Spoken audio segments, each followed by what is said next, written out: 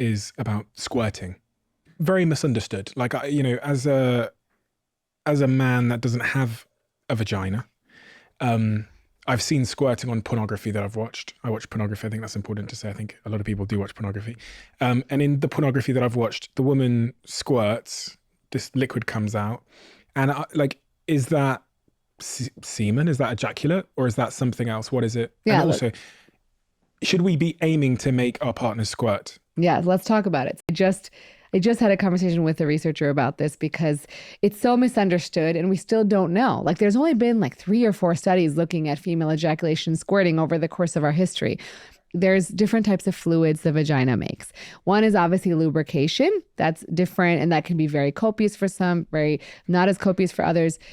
That's one type of fluid. The other type of fluid is female ejaculate. Now, female ejaculate is similar to male ejaculate. It comes from the Skene's glands, that same female prostate.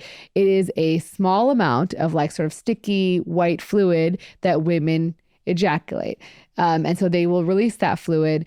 And it's not like this copious amount of fluid that you're seeing on pornography. The next type of fluid is squirting. And squirting has been described as a clear, colorless, odorless fluid that's emitted from the urethra.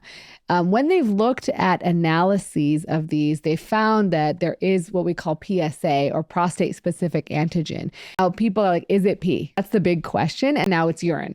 But we really don't know. If you talk to enough women who are squirting, they'll be like, it's not urine. I'm sure it's not urine. But where is that fluid coming from? That's where the question comes, right? And so like if it's not urine, it's coming from the urethra, like it doesn't make sense. And so this is Dr. Barry Komisarek, who's done a lot of research on orgasm. He said, it may be water imbibition. So when you think of like fluid filling the walls of the uterus and the vagina during the process of arousal, and that maybe during climax when you have actually contractions of that fluid of those organs that occurs during climax, that it can actually release this fluid. I don't know. I think the jury remains out.